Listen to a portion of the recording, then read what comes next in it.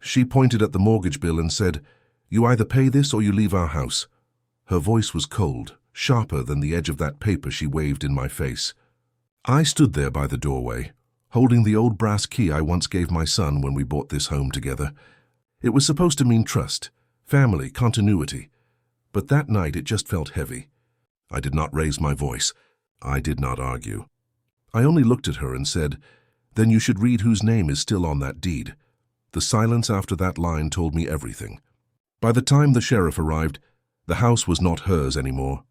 But how it got there, that is where the story begins. Before I tell you how it all began, subscribe for more father stories where betrayal meets justice.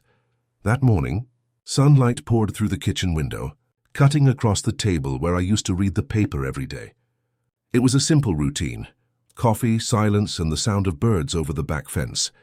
After retiring from 35 years at the lumber mill, I thought peace would come easy. I had moved in with my son Daniel and his wife Melissa to help them with the down payment on their first house. I told myself it was a family investment, not a gift.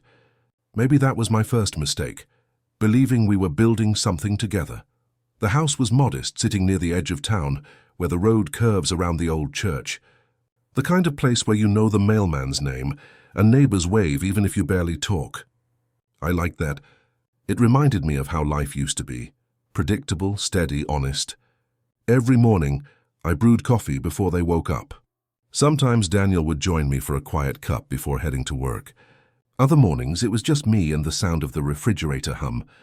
On the wall by the door hung a small brass key. I had given it to Daniel the day he signed the mortgage papers.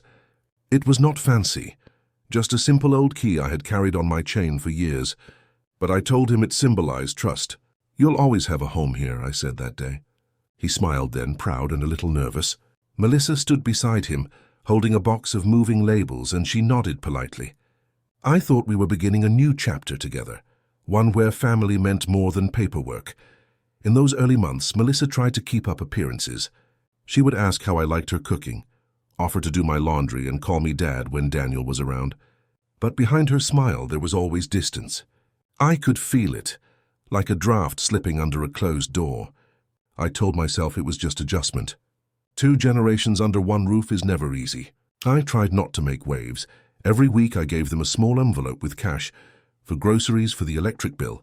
They insisted it was not necessary, but I wanted to contribute. "We're family," I said. "We share the roof. We share the load." Still, sometimes I caught Melissa glancing at that envelope, like it was a reminder of something she did not like owing. Daniel worked long hours at a construction firm, often coming home too tired to talk.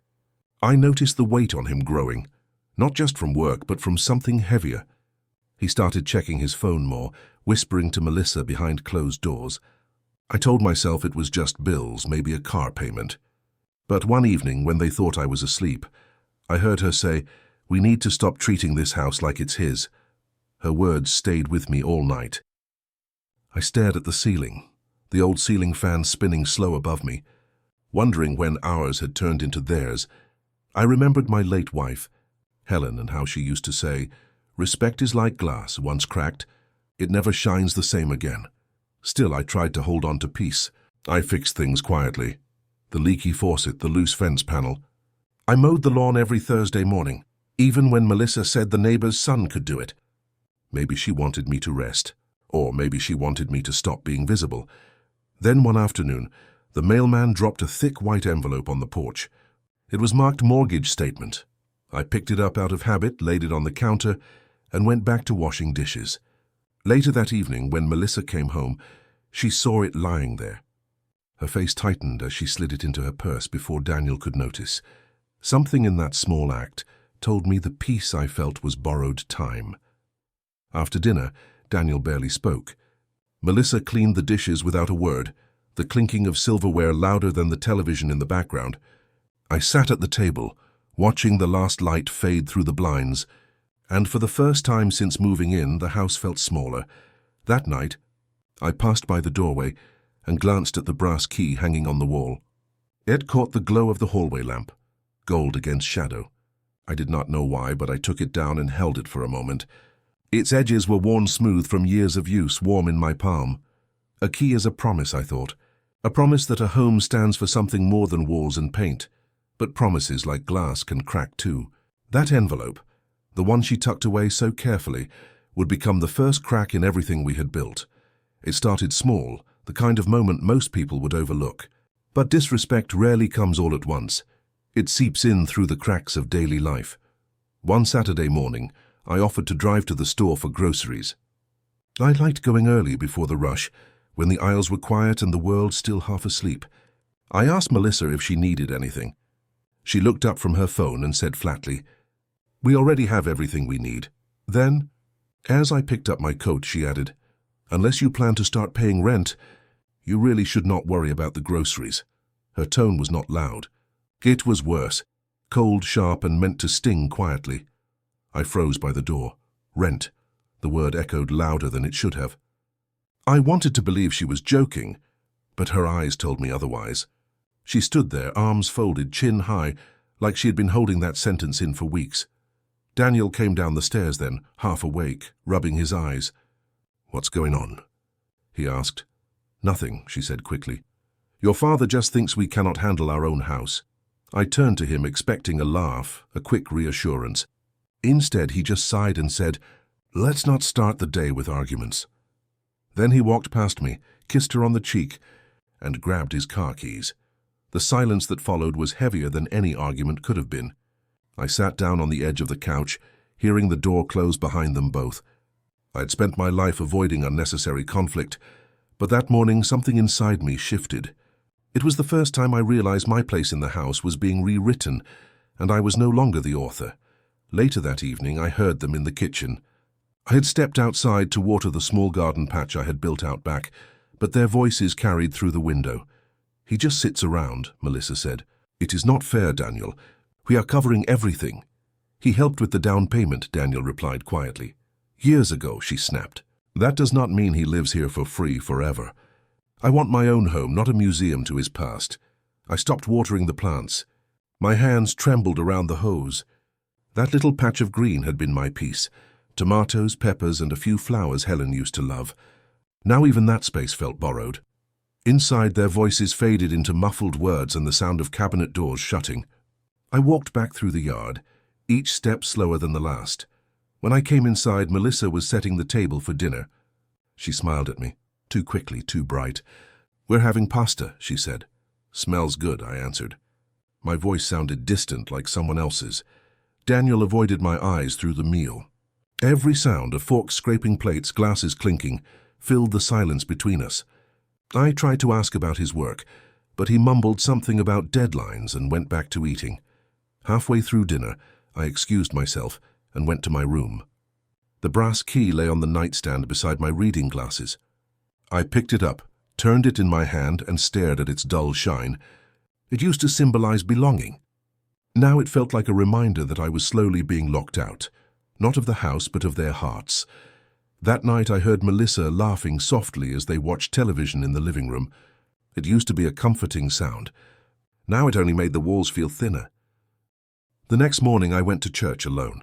A few neighbors greeted me politely, but I could feel their curiosity. News travels fast in small towns, and silence speaks louder than gossip. When I returned home, the blinds were half closed, the front porch swept clean, but my pair of old slippers that used to sit by the door were gone. I asked Daniel about it later.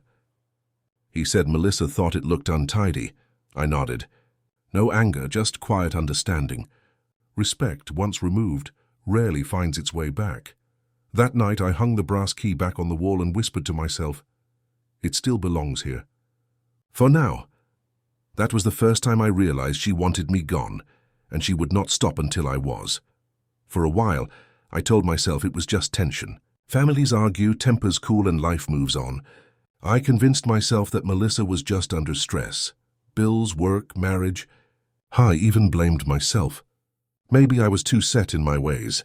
Maybe my presence reminded her of responsibility she did not want. But denial has a quiet cruelty to it. It keeps you sitting at a table long after you have been uninvited. A few days after that argument, Daniel left early for work. I stayed behind to fix the squeaky cabinet hinge in the kitchen. Melissa was on a phone call in the next room, her voice sharp, hurried. I tried not to eavesdrop, but certain words cut through the air like they were meant to be heard. "No, he does not know," she whispered. "I told you it is already in motion. He will not fight it. He thinks we are still paying under his name." My hand froze on the screwdriver. My heart thudded in my chest. I waited for more, but she had already lowered her voice. The next sound I heard was laughter, not nervous but confident. I walked out to the porch, pretending to check the mail. The autumn air felt heavy that morning. The sound of crows in the distance mixed with the faint hum of her voice behind the screen door. I stood there for a long time, staring at the small "for sale" sign leaning against the neighbor's fence. It felt like a warning I could not yet understand. That night Daniel came home late. I heard them talking in their bedroom, muffled words, but one sentence broke through the wall. "He will not even notice." The man barely reads his own mail. It was Melissa's voice. I sat there in the dark living room, staring at the reflection of the television in the black window. My reflection stared back. An old man who had worked all his life to build something for his family, now treated like a tenant of his own kindness. I wanted to confront them, to demand answers. But something stopped me. Maybe pride, maybe fear. I told myself I needed proof. Not anger, not suspicion, but truth I could hold in my hands. The next morning I waited until they both left for work. Then I walked into Daniel's office, the small spare room turned workspace. The desk drawers were neatly arranged, except for one at the bottom. Inside were papers, neatly stacked, refinancing documents, bank statements, and a new title draft with sections filled out in Melissa's handwriting. When I saw the line for primary owner, I felt my chest tighten. The space under my name was scratched out. For a moment I could not breathe. The sound of the refrigerator ticking in the kitchen was the only thing keeping me grounded. I sat down, the papers trembling in my hands. Betrayal has a weight that does not fall all at once. It settles in your bones, slow and deep. I looked around the room. On the bookshelf sat a photo of Daniel as a boy, holding a wooden birdhouse we built together. He was smiling then, proud, standing in front of this very house, the same one his wife was now trying to erase me from. I picked up that picture and ran my thumb over the glass. "What happened to you, son?" I whispered. Later that evening I heard the sound of their laughter in the kitchen again. I stood in the hallway invisible, just close enough to hear her say, "He is too old to understand contracts." Daniel did not reply. Silence can be an agreement too. That night I sat alone at my desk. I opened the drawer where I kept my old files, insurance papers, birth certificates, and at the bottom the deed copy I had kept since the day we signed. The paper was yellowed with age, edges slightly curled. But my name was still there, clear as the day it was printed. Owner Robert Hayes. I stared at that single word, owner, until my eyes blurred. My hands stopped shaking. For the first time in weeks I felt something return that I had almost forgotten. Resolve. I folded the deed carefully and slid it into my jacket pocket. As I turned off the lamp, the brass key hanging on the wall caught the dim light. They might have forgotten whose home this was, but I had not. And that was when I saw the name she had forgotten was still there. Mine. The argument came on a Sunday, the kind of quiet day when peace should have been easy. The air outside smelled like rain, the clouds hanging low over the street. I had just come back from church, holding a small bag of pastries from the bakery down the hill. I walked in expecting silence, maybe even the faint sound of a television, but instead I found them both waiting at the kitchen table. Melissa's arms were crossed, her eyes sharp. Daniel sat beside her, shoulders slumped, a piece of paper in front of him. The moment I saw it I knew, the mortgage notice. "We need to talk," she said. Her tone was flat, practiced, like someone delivering a verdict. I set the bag on the counter and took my seat slowly. "All right," I said, "let's talk." She slid the paper toward me. "The payment is due tomorrow. We're short again." I nodded, waiting for Daniel to speak. He did not. She leaned forward. "You live here, Robert. You eat here. You use the utilities. It is not fair for us to carry the full weight. Either you start paying half of the mortgage, or you move out." Her words came out steady, rehearsed. There was no emotion, just decision, the kind that has already been made before the conversation even begins. Daniel kept his eyes on the table. He looked smaller somehow, his hands clasped tight together. I stared at him for a long moment before I spoke. "Daniel," I said softly, "is that how you feel too?" He hesitated, then nodded, barely. "It's complicated, Dad. Things have been tight and Melissa cut him off. It's not complicated, Daniel. It's reality." I sat back, letting silence fill the space.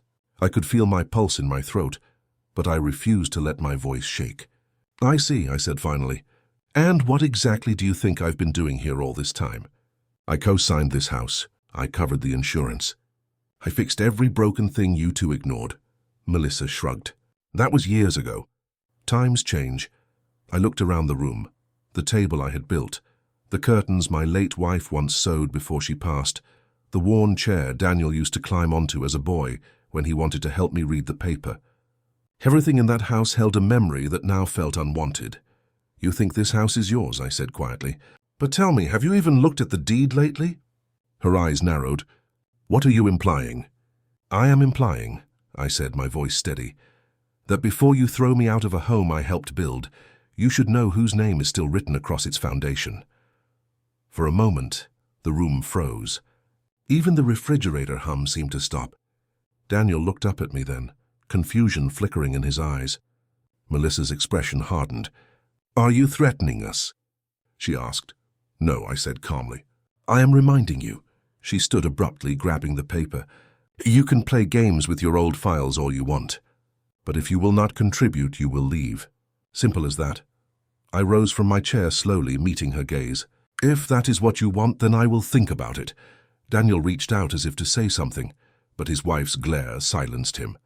I turned away before the sight of him broke what little calm I had left. I walked out to the porch, the air thick with the coming storm. Across the street, Mrs. Kearns, the neighbor, was tending her flowers. She looked up, concern etched on her face.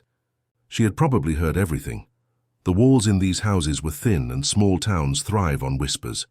I nodded politely, pretending nothing had happened, and sat on the porch steps. I watched the rain begin to fall, tapping softly against the railing. For the first time, I felt like a guest in my own life. After a while, I went back inside. The house was quiet again, except for the faint ticking of the clock. On the kitchen table, next to the untouched pastries, lay the brass key. I picked it up, felt its weight, and closed my hand around it. I did not shout. I did not argue. People lose their tempers when they still believe the other side will listen. I was done believing that. That night I sat at my desk, a blank sheet of paper before me. My pen hovered above it, not for anger, but for something colder, quieter. Planning, I did not shout. I just started planning. That night I packed a single suitcase, not out of surrender, but clarity. When a person shows you how small they think you are, it is best to give them space to see what your absence feels like. I folded my shirts neatly, laid my shaving kit on top, and stared at the brass key resting on the nightstand. For a moment, I thought about leaving it behind. But then I slipped it into my pocket. A home may turn cold, but truth still has a key to the door.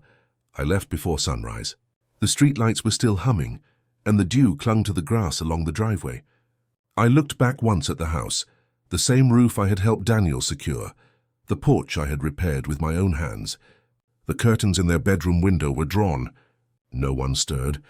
I walked away quietly, suitcase rolling behind me over the cracked sidewalk. By the time I reached the old interstate motel, the sun was rising behind the hills. The place smelled like stale coffee and pine cleaner, but it was clean, and for now that was enough. The clerk gave me a small room on the second floor, overlooking the parking lot. I unlocked the door and stood there for a long while, staring at the empty space. It was strange, a room so silent it almost hummed. I sat on the bed and placed the brass key on the nightstand right beside the Bible that every motel seems to keep. The two looked oddly alike. Both old, both symbols of something sacred, both ignored until trouble comes. For the first 2 days, I stayed inside. I made short walks to the diner next door, ordered black coffee, and nodded to the waitress who seemed too polite to ask questions. My appetite was gone, but my mind was sharp, sharper than it had been in years. I kept thinking about Helen, my late wife. Her voice came to me clearly. "Robert, dignity is a quiet weapon. Use it wisely." On the third morning, I decided to stop feeling sorry for myself. Pity builds nothing. Action does.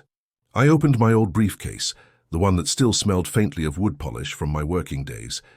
Inside, I kept every important paper, Insurance policies, old property deeds, and letters from Helen.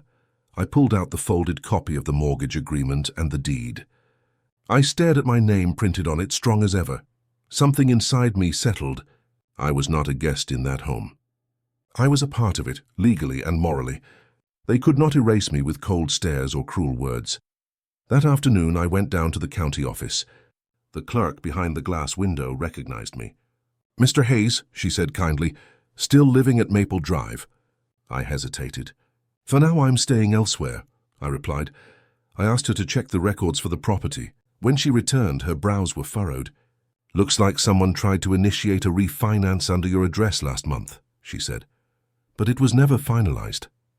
"It flagged because your name is still listed as joint owner." I thanked her, keeping my face calm though inside my heart was pounding. There it was, and proof. I asked for a printed copy, and she slid the paper under the glass. Walking out of that building, I felt taller than I had in weeks. The truth had a way of straightening your spine. Back at the motel, I laid the documents on the small desk. I studied every line. Melissa's attempt to take over the house was sloppy, desperate. She had not even bothered to remove my name properly. She thought silence would make me fade.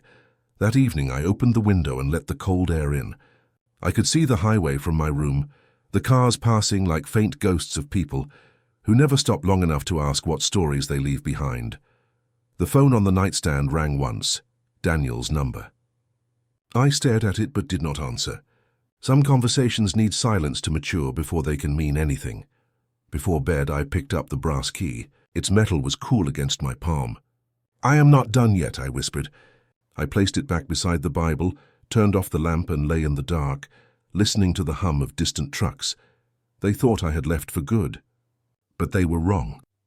Leaving was not the end. It was the beginning of reclaiming what was mine. They thought I had left for good. They were wrong. I have always believed that real revenge is patient. The louder a person boasts, the less power they truly have. Silence, on the other hand, builds pressure like water behind a dam, and one day it breaks everything in its path. That week in the motel, I decided not to shout, not to accuse, not even to warn. I decided to plan. On Monday morning, I called an old friend, Frank Givens, a retired real estate lawyer, who used to handle property transfers back when I worked at the mill. He answered in that same steady voice I remembered. "Robert Hayes," he said, half laughing, "it's been a long time. What brings you to my side of the law?" "Family," I said quietly.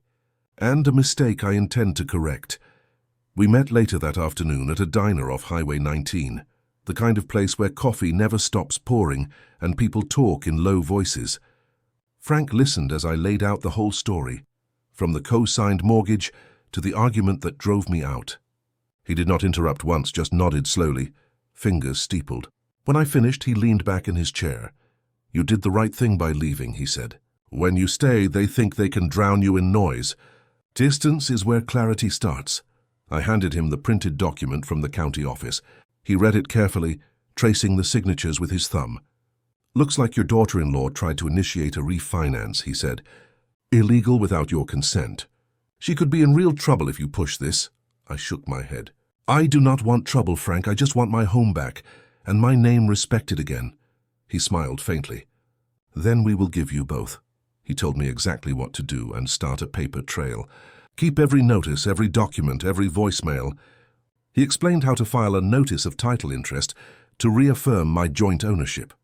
"It's quiet," he said, "but it freezes any attempt to sell, refinance, or modify that loan. They'll think the bank is the problem. Meanwhile, you'll be securing your ground." I listened carefully, taking notes. For the first time in weeks, my hands were steady. Over the next few days, I did exactly as he advised. I visited the recorder's office, signed the forms, paid the small processing fee, and watched as the clerk stamped the document. That sound, the firm thud of an official seal, was better than any apology I could have asked for. I mailed a certified copy to the bank and another to my lawyer's office. Frank promised to monitor the system for any activity under the property's title. "The moment she tries something," he said, "we'll know." Each evening I returned to the motel, tired but calm. I started keeping a small notebook beside my bed, a record of every action, every date, every conversation. I even wrote down the memory of that morning she told me to pay or leave. It was not just paperwork anymore. It was history being corrected one line at a time. Sometimes I caught myself thinking about Daniel, whether he knew what she had done. A part of me still wanted to believe he was blind, not complicit. But denial had cost me enough already. This time I would trust the facts, not feelings. One night I received a call from an unknown number. It was the bank representative confirming receipt of my filing. "Mr. Hayes," she said politely, "as of today your interest in the property is officially secured. No changes can be made without your consent." Those words, "without your consent," felt like air returning to my lungs. I thanked her and hung up, then sat for a long moment in the still motel room, listening to the hum of the ceiling vent. On the table beside me, the brass key caught the light again. I picked it up, turning it between my fingers. Once it was a token of trust. Now it was a promise of justice. Before I went to sleep, I called Frank again. "It is done," I said. "Good," he replied. "Now let them believe they are still winning. They will not see the wall closing in until it is too late." I smiled faintly. "That sounds a little cruel, Frank." "No," he said, his voice steady. "That sounds fair." That night I wrote one final line in my notebook. "Justice begins quietly." By the time they realized who was really in charge, the sheriff would already be knocking. By Friday, the plan was already in motion. My filings had cleared, my title rights were locked, and my patience had found a new rhythm, steady, deliberate, cold. I woke before dawn, as I always did, and brewed a small pot of motel coffee. It tasted bitter, but it matched the mood. I had learned something important during those quiet mornings. Revenge is not about rage. It is about restoration. That afternoon, I went back to the county recorder's office. The same clerk smiled when she saw me. "Back again, Mr. Hayes?" she asked. "Just following up," I said. She typed for a few moments, eyes scanning the monitor. "Looks like your notice of title interest went through. Full lock. No transfers or refinancing allowed without your sign-off. Congratulations." That word, congratulations, almost made me laugh. It felt strange to be congratulated for defending what was already mine. Still, I nodded, thanked her, and stepped outside. The autumn wind carried the scent of rain and rusted leaves. I walked slowly back to my truck, that brass key hanging heavy in my pocket like a heartbeat I could feel. When I got back to the motel, I called Frank. "It's done," I said. He chuckled. "Then you can relax. They won't know what hit them until they try to move the money. When that happens, the system will block the request automatically. And what should I do when it happens?" "Wait," he replied. "Let the silence do the work. Panic will do more damage than your words ever could." It took only 3 days. On Tuesday morning, my phone buzzed. It was Daniel. I hesitated before answering. "Dad?" he said, his voice low, uncertain. "Something's wrong with the bank. Melissa tried to pay the mortgage online, but it said the account was restricted. Do you know anything about that?" I let the silence stretch, not out of cruelty but clarity. Finally, I said, "I know enough, son. And I know the house is not yours to gamble with." He exhaled hard. "She said it was just refinancing." "She lied," I interrupted softly. "And you let her?" He did not reply. Just the sound of air, thick with regret, moved between us. Later that evening, Frank called. "Got the alert," he said. "They tried to access the equity line. It bounced back with an ownership error. What happens now?" I asked. "Now," he said calmly, "you sit back and watch them squirm." By the next morning, the damage was visible even from a distance.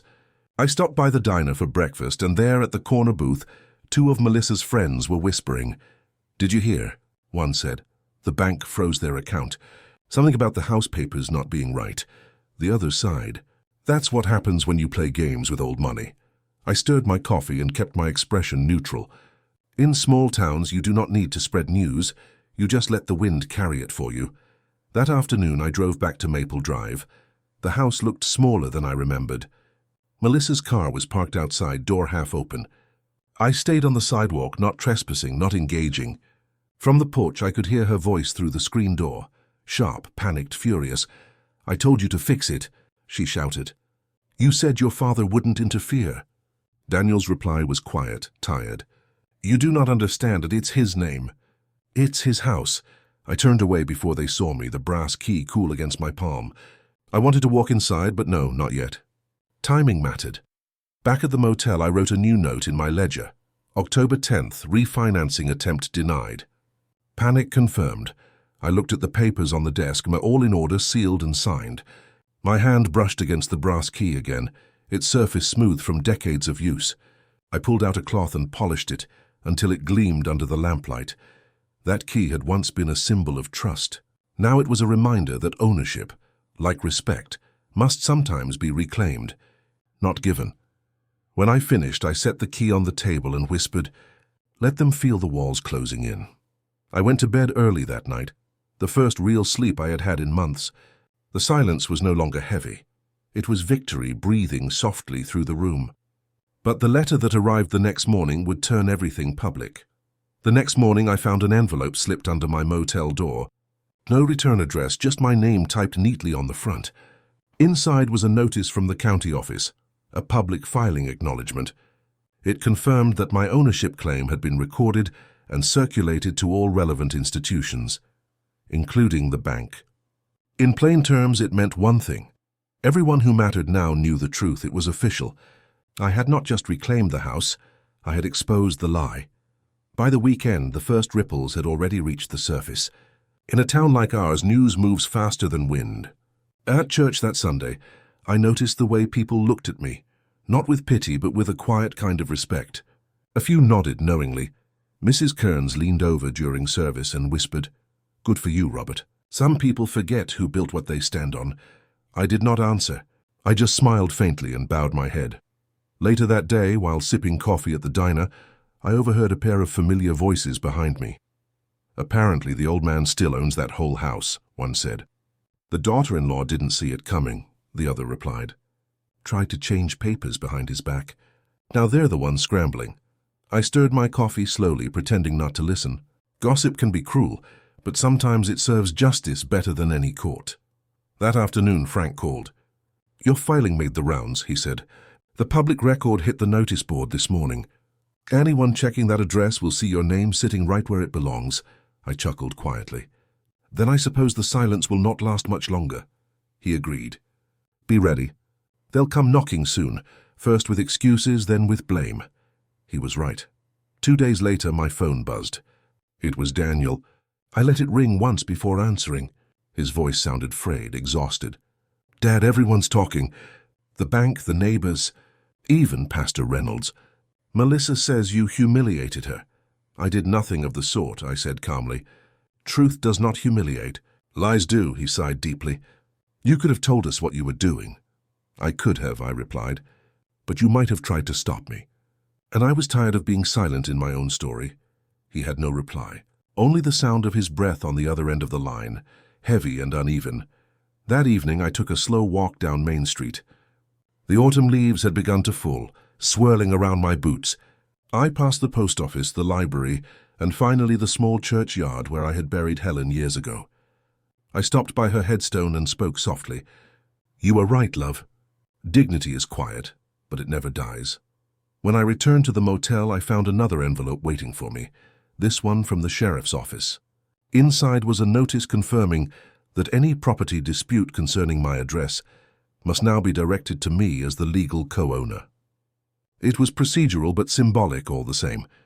The law was now standing beside me. Meanwhile, across town, Melissa was unraveling. Frank called the next morning to update me. "She stormed into the bank," he said, yelling about signatures, fraud, anything she could throw. "The manager called me after she left, said she looked ready to explode." I took a slow breath.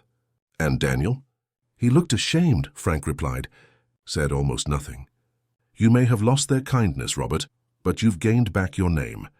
That night the phone rang again, but this time it was not Daniel. A woman's voice, one I recognized even before she spoke. "I hope you're happy," Melissa said, her tone brittle and shaking. "You've turned this whole town against us." "No," I said softly. "You did that yourself." She hesitated. "You're cruel." "No," I repeated. "I'm consistent." Then I hung up. Some conversations do not need closure. The next morning I walked down to the diner again. The waitress, a kind woman named Linda, placed my coffee on the counter and said, "Seems like the whole town knows you stood your ground, Mr. Hayes." I nodded, smiling faintly.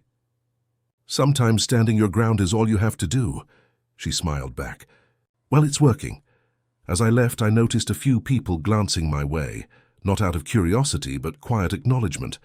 For the first time in months, I felt the weight of isolation begin to lift. That night, someone pounded on my motel door, and it was not my son. The pounding on my motel door came just after midnight. 3 heavy knocks, the kind that carry authority. I rose from the bed, heart steady but curious. When I opened the door, a man stood there in a tan uniform, hat tipped low against the hallway light. "Evening, Mr. Hayes," he said. "Sorry to wake you." "Sheriff's office? I got something here you'll want to see." He handed me a sealed envelope, the county seal embossed on the corner, the kind of document that changes the air in the room before you even open it. "What is it?" I asked. He adjusted his belt, his expression calm but deliberate. "Legal confirmation of your property rights. The county registrar sent it through tonight. Apparently there's been some dispute over ownership." I nodded slowly. "There has." He gave a faint smile. "Not anymore." When he left, I sat down on the edge of the bed and opened the envelope. Inside was an official notice, a certified declaration of ownership and possession rights. My name sat there, printed clean across the top, followed by legal language confirming what I already knew.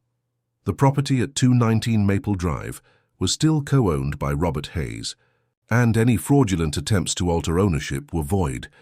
It also authorized the sheriff's department to intervene if necessary. I set the letter on the nightstand, right beside the brass key. For the first time in months, I allowed myself to exhale, but across town silence was turning into noise.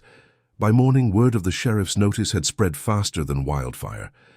People love stories that start with whispers and end in shock. Mrs. Kearns from across the street called the church office. The pastor told the congregation during morning prayer that truth has a way of finding its way home. The bank staff talked quietly in the break room. The story had grown its own legs. The old man who outsmarted his greedy daughter-in-law. By noon, even the sheriff himself called to check in. "Robert," he said, his voice friendly, "you just let us know if anyone gives you trouble. You've got full protection under this document." I thanked him. Then I asked, "Has there been any trouble yet?" He chuckled lightly. "Only shouting. Your daughter-in-law came by the office demanding we remove your name from the property list. My deputy showed her the paperwork. She didn't take it well." I smiled quietly. "No, I imagine she wouldn't." Later that afternoon, I decided to drive past the house, not to gloat, but to see it one last time through the lens of truth. The maple trees along the street were turning gold, their leaves carpeting the sidewalks like a slow applause. When I pulled up, I saw the sheriff's cruiser parked in the driveway. 2 deputies stood near the porch, speaking with Melissa and Daniel. Melissa's voice carried, sharp and frantic. "This is ridiculous. He's manipulating the system. He's doing this to punish us." The older deputy remained calm. "Ma'am, the documents are verified. Legally, you cannot alter the mortgage or claim sole ownership without Mr. Hayes's consent." "That's the law." Daniel stood beside her, pale and silent. When his eyes met mine across the yard, something inside him crumbled. He did not wave, but he did not look away either. That to me said more than words ever could. The deputies finished their explanation and drove off. Melissa stormed back inside, slamming the door. Daniel lingered for a moment, then slowly followed her in. I did not approach. I did not need to. The house, that sacred broken symbol of our family, now belonged to truth again. I reached into my pocket and felt the brass key between my fingers. Its edges were smooth from years of use, but that day it felt heavier, like it had finally regained its purpose. Back at the motel, I placed the sheriff's notice beside the deed copy on my desk. Together they formed the simplest kind of justice, paper and patience, Frank called that evening. "Word is the sheriff had to mediate at the property," he said. "He did," I replied, "and how do you feel?" I looked out the window at the fading light. "Lighter," I said. "Not because I won, but because the truth finally has a name again." I turned off the lamp, the brass key still warm in my hand. I knew this was not the end. Humiliation has a way of breeding desperation. When I turned that key the next day, it was not to enter. It was to end their lie. The morning air was cool, heavy with the smell of wet leaves.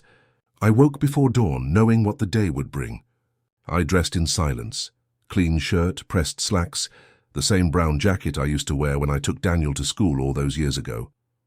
Before leaving the motel, I picked up the brass key from the nightstand and slipped it into my coat pocket. Not for use, but for reminder. When I arrived at the house, a sheriff's cruiser was already parked out front. Deputy Harris, a calm man with gray hair and patient eyes, met me at the gate. "Morning, Mr. Hayes," he said quietly. "You ready?" I nodded. "Been ready for a long time."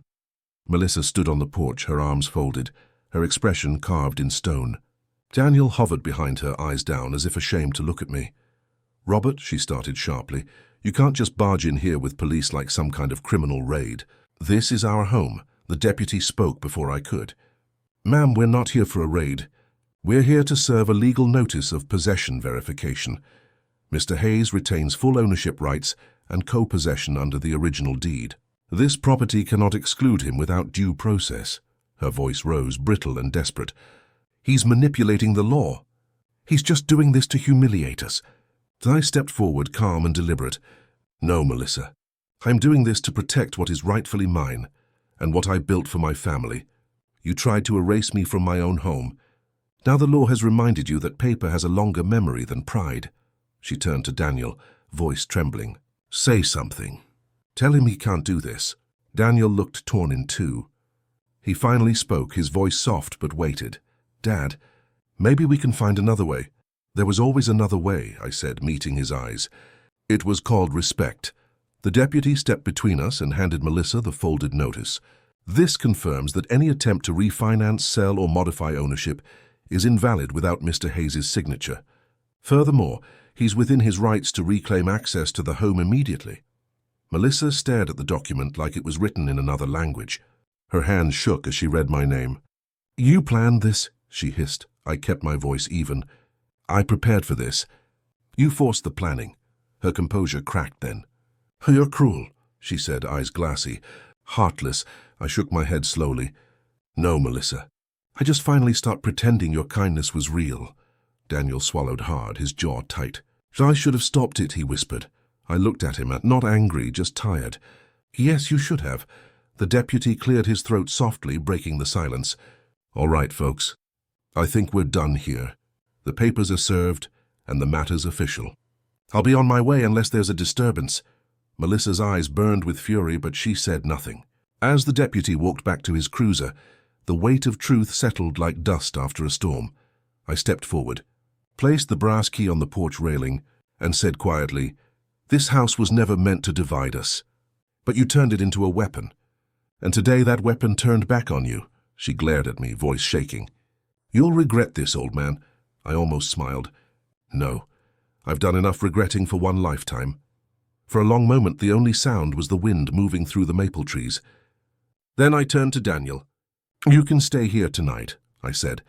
"But starting tomorrow, this house will be run by the truth. You decide which side of that door you want to be on." He nodded weakly, tears in his eyes. Melissa stormed inside, slamming the door so hard the porch light flickered. I bent down, picked up the brass key, and held it tight in my palm. It felt heavy, not from metal but meaning. When I left, the sheriff gave me a small nod. "You handled that better than most would." I glanced back once more. Through the window, I saw Daniel sitting at the kitchen table, his head in his hands. Melissa stood in the background, pacing like a trapped storm. The home I had once filled with laughter was now a courtroom of consequences. But what she said next, through that closed window, cut deeper than any eviction ever could. Through the kitchen window, I could see her pacing like a trapped animal, fury burning holes in the air. I was halfway down the porch steps when I heard her voice, muffled by glass but sharp enough to pierce. "You've ruined everything, Daniel. You and your pathetic father." I stopped cold. The words floated through the window like shards of glass. Daniel tried to calm her, but she wasn't listening. "You let him walk all over us. He humiliated me in front of the sheriff, the neighbors, everyone." Her voice cracked on the last word. "That's the thing about arrogance. When it collapses, it always sounds like grief." I turned, standing still in the yard as her shouting continued. "You're weak, Daniel." "You always were? Do you even realize what you've lost?" He finally snapped. I could hear it in his tone, a sound I hadn't heard since he was a boy defending a friend on the playground. "Enough, Melissa. You did this. You pushed him. You forged the papers, and you lied to me every step of the way." "Silence. Then a faint crash, a glass breaking against the wall. When I finally looked through the window again, she had sunk to the floor, her back against the cabinets, tears streaking down her face. Daniel stood above her, shoulders slumped, the weight of guilt dragging him down. I didn't move. I just watched the truth finish what the law had started. This wasn't about revenge anymore. It was about exposure, false pride collapsing under its own noise. After a while, I turned and walked toward the truck. I thought about leaving quietly, but something inside me told me to wait, to let the moment settle completely. A few minutes later, the front door creaked open. Daniel stepped out, face pale and drawn. He walked slowly to where I stood by the fence. "Dad," he said, voice trembling, "I didn't know it had gone that far. I swear, I didn't." I looked at him for a long time, the silence stretching between us like an old bridge. "You knew enough to stop it," I said finally. "You just didn't want to choose between us." His eyes watered. "I thought if I kept the peace, it would all blow over." I nodded quietly. "Peace built on silence never lasts, son. It just delays the explosion." He looked down, ashamed. "She's leaving," he said. "Packed a bag already. Said she can't live here with your name hanging over everything." I sighed. "It's not my name she can't live with. It's her own reflection." He gave a small broken laugh, then stopped himself. His voice softened. "I'm sorry, Dad, for all of it." I reached into my pocket and handed him the mortgage letter she had once waved in my face, the one that started it all. "You should keep this," I said. "A reminder that paper can't change character." He nodded, holding it like it might burn him. Behind us, the front door opened again. Melissa stood there, a small suitcase in her hand, her expression drained of fire. The fight was gone, replaced by the hollow look of someone who'd run out of lies. "I'll send for the rest of my things," she said, voice barely above a whisper. Daniel didn't answer. He just stared at the ground. When she walked past me toward the street, she didn't meet my eyes. Maybe she couldn't. Maybe she finally understood that her cruelty had found its own ending. The taxi that arrived idled for a moment, engine humming low. She climbed in, shut the door, and never looked back. I stood there beside my son, watching the car disappear down the street. The maple leaves rustled gently, brushing against the old wooden fence. For the first time in months, the air around that house felt lighter, as if it had been waiting for truth to breathe again. Daniel turned to me, voice quiet. "What happens now?" I looked at the house, the cracked porch paint, the worn curtains, the faint smell of rain still in the air. "Now," I said, "we rebuild, but not the way you think. We rebuild with honesty first." He nodded, tears slipping down his cheeks. "Can I stay here tonight?" I placed a hand on his shoulder. "It's your home too, son. Always was, always will be." That night, when I finally sat in the old armchair again, I felt no triumph, just the slow settling of peace returning to its rightful place.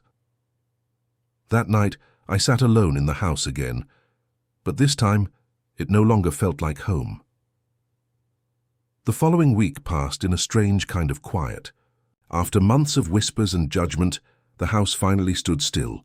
No shouting, no slammed doors, no tension hiding behind polite smiles. Just the creak of old wood and the sound of wind moving through the maple trees. For the first time in a long while, the silence didn't feel like punishment. It felt like healing. Daniel stayed in the guest room those first few nights, barely speaking, keeping to himself. He mowed the lawn, repaired a leaky faucet, and fixed the front gate, small gestures that said more than any apology could. Every time he walked past me, he gave a quiet nod, the kind men give when they're rebuilding trust 1 inch at a time. I didn't lecture him. I didn't need to. Time was already teaching him everything I couldn't say. On Wednesday, I drove into town for groceries. The sun was bright, the sky open, and for once I didn't lower my head when I walked into the diner. People looked up as I entered, not with gossip, but with acknowledgement. A few even smiled. "Morning, Mr. Hayes," said Linda, the waitress. "Haven't seen you in a while. Heard things finally turned around." I gave a small smile. The truth always turns things around, even if it takes the long road to do it. She poured my coffee, leaned in slightly, and said, Good on you. Folks around here are proud you stood your ground. Her words settled deep.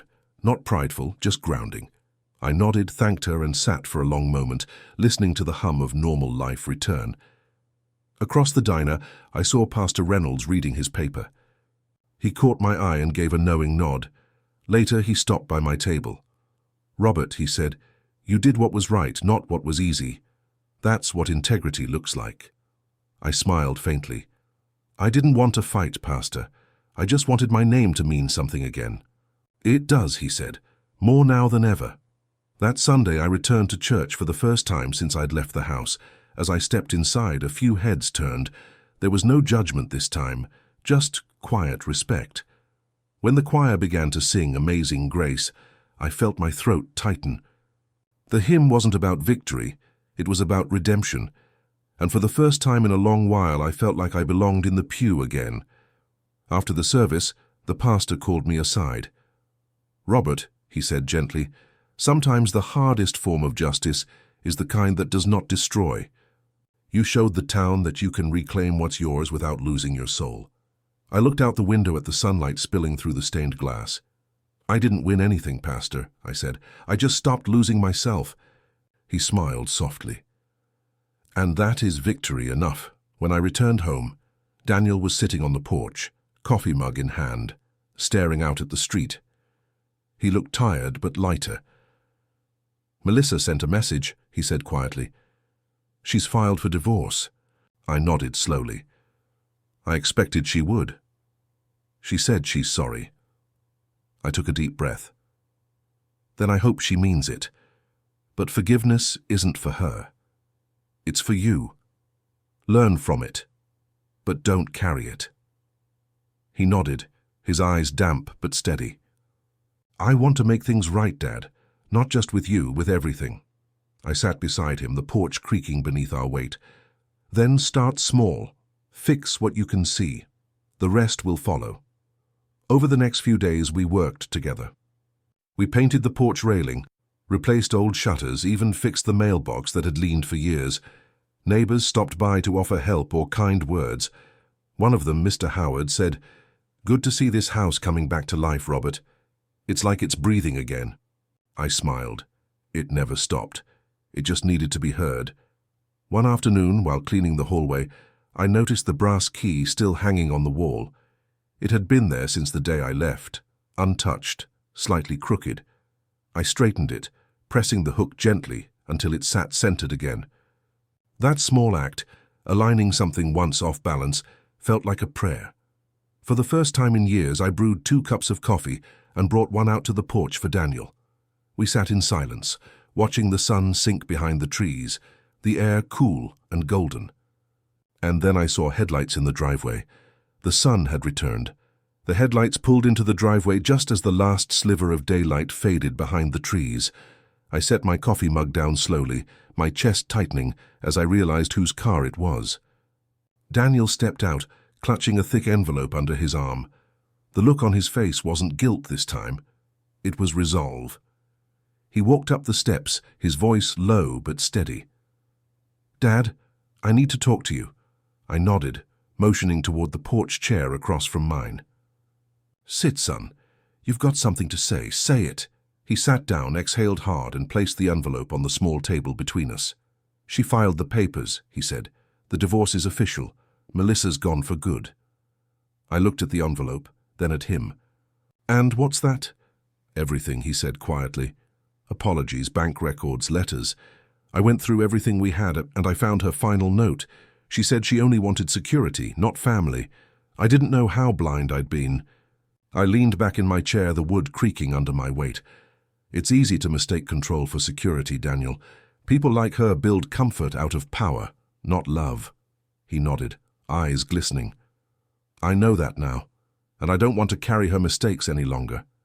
I want to fix this the right way." He reached into his coat pocket and pulled out another envelope, this one smaller, neater, and stamped with the county seal. "I talked to Frank," he said. "He helped me file a transfer document. It makes your ownership sole, Dad. The house is yours again." I stared at the paper, the words sinking in slowly, like light creeping into a long-closed room. You didn't have to do that, I said quietly. Yes, I did, he replied, because I don't deserve it. You built this home, you earned it, and I almost let her take it from you. I let the silence stretch, broken only by the chirping of crickets in the yard. I could see the weight he carried, years of silence, regret, and shame etched into his posture. He wasn't just returning ownership. He was returning himself. Finally, I said, You know what I wanted most, Daniel? It was never this house. It was for you to remember who you were before she taught you to forget. He looked up, eyes trembling. I do now, Dad, I swear I do. I reached into my pocket and pulled out the brass key, the same one I'd given him the day we bought this place together. The metal caught the porch light, gleaming softly in the dusk. Then here, I said, placing it in his open palm. Take it again. He looked confused. But you just said— I know what I said, I interrupted gently. But a house means nothing if it's not shared in truth. You're my son. This key doesn't just open doors. It carries everything we've been through. Mistakes, forgiveness, and the promise that we'll do better. His throat tightened as he closed his fingers around the key. I don't deserve that kind of forgiveness. I smiled faintly. None of us ever do. That's what makes it powerful. We sat there for a long time, just breathing in the cool air. The porch light flickered, casting gold across the old wooden planks. Inside the house, the clock ticked softly, each second carrying the sound of restoration. Daniel cleared his throat, his voice breaking slightly. I'm going to rebuild this place, Dad. Fix the rooms, repaint, replace the roof. Not because I have to and because I want to. I nodded slowly. Then start tomorrow. Build it right this time, not just with nails and paint, but with respect. He smiled weakly, wiping at his eyes. You'll help me? I chuckled. I might hand you the hammer, but this time I'll let you do the work. He looked at the brass key in his hand again, the same key that had once symbolized betrayal, now reborn as something stronger. That feels different now, he whispered. It should, I said. You're holding more than metal. You're holding your second chance. As the night deepened, we sat side by side in silence, the world outside fading into peace. The maple leaves rustled softly, almost like applause. He held that key like it burned, and I knew he finally understood what it meant. It was 3 weeks after Daniel and I signed the new papers when she came back. The day was grey, the kind that holds rain in its throat but never lets it fall. I was sitting on the porch, oiling the hinges on the front door, when a car I hadn't seen in months rolled slowly up the driveway. Melissa stepped out, wearing the same white coat she'd once bragged about buying with her credit score. Now it hung loose around her shoulders, wrinkled, lifeless. For a long moment, neither of us spoke. She looked smaller, like someone whose pride had burned itself out and left only the smoke behind. Robert, she began, her voice trembling. Please, can we talk? I didn't move from my chair. Talking is something we used to do before you decided I didn't belong here, I said quietly. She swallowed hard, eyes darting to the windows. Is Daniel home? He's at work, I said. So if this is about him, you'll have to wait. If it's about me, say what you came to say. She hesitated, hands twisting around her purse strap. Then the mask cracked, her chin quivered, her voice breaking. I was wrong, she said. I was scared. We were drowning in debt, and I thought if I could take control, I could save us. I never meant to hurt you. I studied her face. For the first time, there were no sharp edges in her tone, no practiced lines, just exhaustion and regret. Still, truth doesn't erase damage, it only explains it. You didn't want to save us, I said. You wanted to own us. There's a difference. Her eyes filled with tears. Please, I've lost everything. My job, my credit, my marriage. I don't even have a place to stay right now. Daniel won't speak to me. The least you could do is forgive me. Forgiveness. That word always comes easy to the one asking for it, never to the one who earned the scars. I stood up slowly, leaning on the porch rail. You know what Helen used to say? I asked softly. She said forgiveness without change is just permission to hurt someone again. Melissa looked down, tears sliding silently onto her hands. I know, but I don't have anyone left, Robert. You were the only person who ever looked at me like I could be better than what I was. For a moment, I saw the girl my son once fell in love with, bright-eyed, ambitious, unaware of how fear can twist love into something unrecognizable. Maybe that was the saddest part. I reached into my pocket and pulled out a folded photograph, the one we'd taken the day Daniel and Melissa moved into the house. All of us smiling, the brass key glinting in my son's hand. I handed it to her. "Do you remember this day?" I asked. She nodded, voice breaking. "Yes, you had everything then," I said. "A home, a husband, a family that believed in you. You didn't lose those things, Melissa. You traded them. For pride, for control, for the need to be right. And now you want mercy. But mercy without understanding means nothing." She looked up, eyes swollen. "So you won't forgive me?" I took a deep breath, my voice steady but soft. "I will forgive you, because carrying hate only poisons the one who drinks it. But you cannot stay here. You cannot undo what you broke. Forgiveness doesn't mean forgetting the lesson." She blinked, confused. "What lesson?" "That dignity," I said, "once given away is the hardest thing to earn back. And mine won't be sold again." For a moment she just stood there, motionless. Then she nodded, slow and hollow. "I understand." When she turned to leave, I saw the photograph still clutched in her hand. She paused at the edge of the driveway and said quietly, "You're a better man than I ever was a wife." Then she got in her car and drove away. No shouting, no threats, no parting venom. Just the sound of tires rolling over wet gravel, fading into silence. The rain finally came then, soft and steady, washing dust from the porch steps. I stayed there, letting it fall over me, feeling no anger, only release. That night, for the first time in months, I didn't lock the door. Some peace doesn't need guarding. That night, I slept without locking the door. For the first time in months. The morning after the rain, sunlight broke through the clouds like forgiveness made visible. It streamed through the porch windows, catching the small puddles on the steps, turning them to gold. The house smelled of damp wood and quiet. The kind of quiet that doesn't ache anymore, only breathes. I walked to the kitchen and poured my first cup of coffee in peace. The same kitchen where months ago, Melissa had waved a mortgage bill in my face. Now that table stood bare, clean, still and honest. No threats, no voices raised, no lies hiding behind politeness. Just wood, sunlight, and the faint echo of life returning to its natural rhythm. Daniel came in a few minutes later, hair still damp from the shower, tie loose around his neck. "Morning, Dad," he said softly. "Morning, son," I replied. He poured himself coffee and stood beside me, both of us watching the light move across the floorboards. After a while, he spoke again. "Melissa called last night. I didn't ask what she said.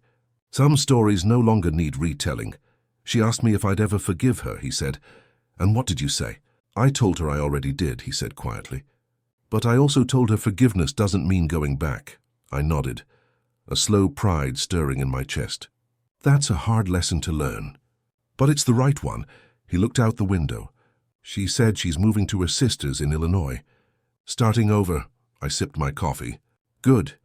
Everyone deserves a second chance, just not always in the same place they broke the first one." We stood there for a moment, the silence soft and warm. It wasn't awkward anymore. It was healing. Later that morning, I went out to the shed behind the house. It hadn't changed, the smell of old tools, dust and oil thick in the air. I opened the small drawer in my workbench and found what I was looking for.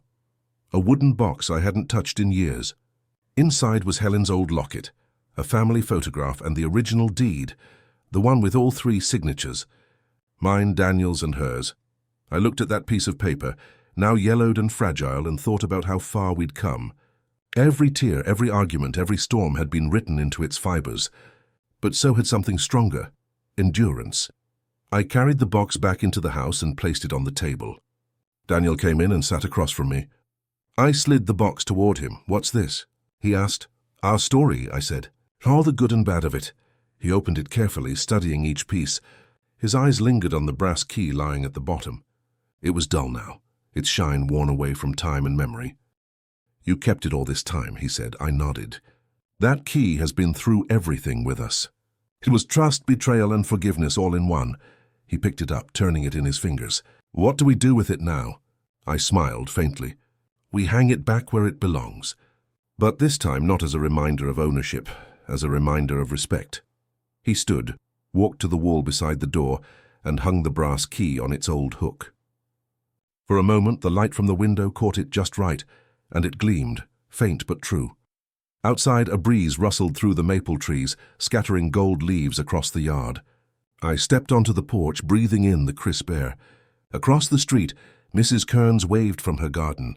"Good to see you home again, Robert," she called. I smiled. Feels good to be home again. Daniel came out beside me, hands in his pockets. "You think Mom would have been proud?" I looked toward the horizon, where the sun was breaking free from the last clouds. "She would have said we finally learned what family means. It's not about who's right.